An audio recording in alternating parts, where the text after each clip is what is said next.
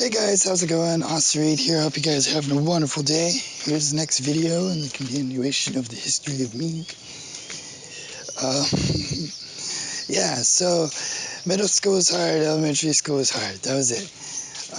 And then high school came around, and I had this guitar teacher. I think I should start leaving names out. I had this guitar teacher who was really cool first, but the more I got to know him, the more of an asshole he was to me. And I'll explain why he was an asshole at the end of this. But for all intents and purposes, up to this point, he was really fucking cool. And so, right about when I was 15, when I was 15 or maybe 14 is when I applied or something, or like maybe the beginning of 15, I think. I decided I want to go on exchange. And I wanted to go to Sweden really bad. So I put Sweden, Germany, and another country as my top three. You get to pick three, and then they choose one. And I was taking German classes, so they decided to send me to Germany, which was dope. I loved it. Actually, it was really amazing, although it was really hard. And so my mom said, you can go as long as you do all the work, you fill out all the paperwork, and you do all the shit. I'm like, fuck, all right. So application like this thick, like 87 pages times 4. Had to get doctor's examinations, dental examinations, letters of recommendations from 3 different professors. I had to go to 3 interviews. And originally I went and they denied me, actually. They denied me. They're like, I don't feel like you're fit for the exchange program or whatever. And then the manager of the youth exchange program called my mom, and she's like, I'm looking at this application, and it was filled out kind of weird. I don't even know why she was looking or what the fuck happened. It was really strange. But she's like, I'm looking at your application. It looks a little weird. And she's like, yeah, my son filled it out. She's like, what? She's like, yeah, my son filled out the whole thing. That's probably why it looks weird. And she's like, really? And I was like, yeah. And then so, for some reason, they decided to accept me and they didn't deny me. Which was really interesting, kind of weird, but whatever, that happened. Okay, so anyways, for all intents and purposes, they accepted me, which is super dope. And so I went on exchange when I was 15, July of 2012, I think, long time ago, and went to Germany, and it was great. I went to my first host family, and first host family went pretty well for a while, and then something happened in my first host family, and they accused me of sexually harassing somebody, and so I had to leave and find a second host family. And the first host family, in between the first and second host family, this amazing dude who was my, because everybody gets assigned like an officer to like look after them. So my officer took me into his house, and I stayed with him, and it was amazing. I played with his kids, music and stuff. There's actually a video of me dancing with his kids on YouTube, on my old YouTube, which I did in high school, which I haven't told you guys about. And it's really bad, and you guys can check it out. I did all kinds of really shitty green screen stuff and like really crappy videos. They were like pretty bad, but it's okay because it's good contrast to see where I was and where I am. My first concert's there too. And it was bad. Anyway, so he took me in for a while, and we did that for like 2 weeks, and then I got a new host family. And the new host family was great. I really loved them, and went through some things, and went through about half the year. I met this dude named Katan from India. He was an amazing friend of mine, and I actually went and met up with him not too long ago. He's in one of my Indian vlogs, which you guys can see on the channel. His name is Katan. Amazing friend of mine. I really love Katan. He's a great guy. Anyways, yeah, and so we did the Germany thing. It was really crazy when I was in Germany. I was featured in the German newspaper for doing a concert, which was really cool. That was the first time I'd ever really been in the newspaper. It's the only time I've actually been in a newspaper.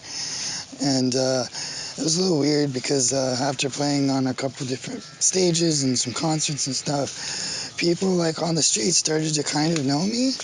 Not really, but like occasionally someone would be like, "Hey, aren't you that exchange student that played that concert?" Blah blah blah. You know, and it was pretty cool because in one bar I got some free drinks. And yes, you can drink as an exchange student, and you're not really supposed to say that, but I drank in some bars and shit. I was like 16. You're in Germany. It's not a big deal in Germany. Yeah, and so I got a free drink because some dude knew me. I didn't know him, but it was interesting. Yeah, and then basically, basically what happened with my second host family is like, I really don't know why. I really loved them. I was staying up at night, drinking with a couple other exchange students, and we were playing some games and stuff. And my host mom came up. She's like, "Hey, just make sure you take them home when you're done doing whatever you're doing, and just so that they're safe." And I'm like, "Cool." And then a couple hours later, we weren't done yet because we're exchange students and we're partying. It's like 2 or 3 in the morning. She comes up and she like starts freaking out. She's like, "Why the fuck are you in Lucas's bedroom?" And like, so Lucas was the other exchange student from Brazil. And he was like, "Dude, you can use my room while I'm gone for whatever." And so I was like, "Oh, whatever, cool," you know? And his room was way bigger and cooler than mine. And we didn't have to be as quiet because it was at the top of the house. So we were like, "Cool, yeah, why not? Let's fucking do it." And so she freaked out. She's like, "Why are you here? And you haven't taken him home and blah, blah, blah." And so I fucking took him home and whatever. And then the next day she was like, "I want you out of my house." Like, poof. So I've been kicked out of 2 host families now. Not 1, but 2. Crazy. That was really hard for me, and so I wanted to leave. I wanted to go really bad. But I was in a meeting, at the Rotary meeting, and I told the people there what happened. I was really upset. And my officer was like, "You know, this is different from last time. Last time he was like, nothing happened, blah, blah, blah." And I don't know why that happened. They just randomly accused me. But this time, it was like, yeah, it was my fault. I was drinking at night. I'm not sure why they freaked out, but I was crying. I thought they loved me. And I think most of them still do. It's just the host mother didn't appreciate what I was doing, I guess. And that really hurt me that they kicked me out. So I was ready to leave. And I told them what happened. And somebody stood up. Amazing dude. I love that guy. And he's like, "You know what? This is bullshit. You come stay at my house." I'm like, "Really?" He's like, "Yeah." And so I went and I stayed at his house. And I kind of hopped houses for a little bit. I stayed at his house for like 3 weeks or whatever. And he was an amazing dude. He had a farm. It was really cool because we made a farmer's swimming pool, which is like a bunch of haystacks in a circle. And then you put tarp over it, and then you put those ties to hold things down on a car. I don't know what the fuck they're called. I can't remember. And then you fill it full of water, and you can get like, we had a forklift, and we could jump out the forklift into the swimming pool. It was pretty cool. But anyways, yeah, and so I enjoyed being there. And then I finally moved into my last host family, and they by far were my best host family. And that was the best time I had in all of Europe. And that was like my last 3 months of being there was the best time I had. Disclaimer, the whole time I was in Europe, I basically didn't go to school. And when I switched to the last host family, they transferred me schools, and I just kind of never showed up. And so I would just go from city to city and play music on the street, make enough money to get some beer and lunch, then a train ticket. I'd buy the train ticket, drink some beer, eat some lunch, and that was it. And that is right around where I met Teen Show. I met Teen Show like right before I got kicked out of my second host family, like maybe a month or 2 before. And basically what happened was everybody kept telling me, "Yo, there's this dude that plays guitar, you should really meet him, blah, blah, blah." So I just randomly called him one day. I didn't know who he was. I was like, "Yo, what's up, homie? You going to this party on Friday? We should go. Cool. And we went. He brought his guitar. I forgot to bring mine.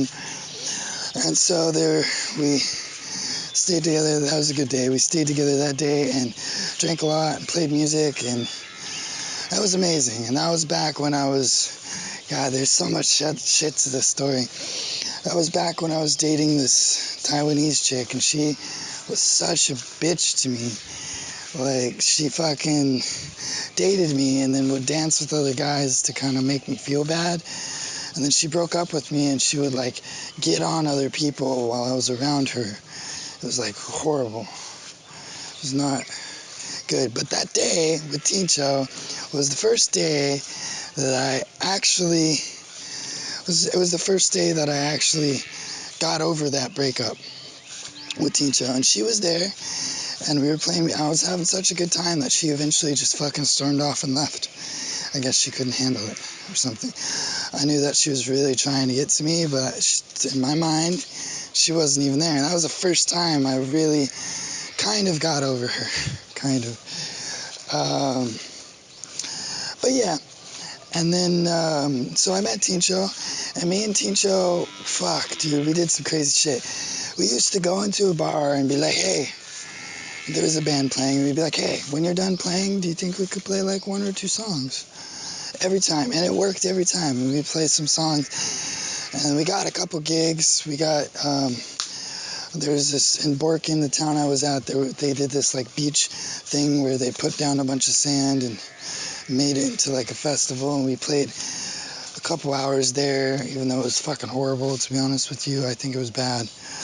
And then we played at some of the local bars and some of the places. There's one bar called Cocolores, which I think is gone now. I'm not sure if it's still around, but we played there too, and they really loved us. And so we played all over the place. And I went on the European tour, and I played on some bars too. I played in a bar in Nisa. Here's a picture. And that's the same picture that was used in the newspaper of me playing Borken That's Live. And I just woke up one morning, and the newspaper was on the table. I was like, holy shit. Nobody interviewed me or nothing. They just have an article about me, which is interesting. But anyways, so yeah, me and Tincho skipped school, and we played music everywhere, and it was amazing. We played concerts everywhere, and we both had a dream to conquer the world with our music. Yeah. And so the plan was for Tincho to move to the U.S. when we got back from Germany after completing university, and we would pursue music. That was the plan. I was really counting on that plan. And so, yeah, and so then the last day I was in Europe, I drunk called my ex, like, I love you, blah, blah, blah. And it was amazing the last day I was in Europe, actually. It's an amazing story.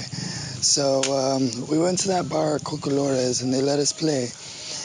And this is the first time and the only time so far that I've ever gotten people to sing songs I've written. And it was amazing. Me and Tincho got so drunk and so high. Dude, we drank so much. And then we smoked some weed. We got so fucking messed up.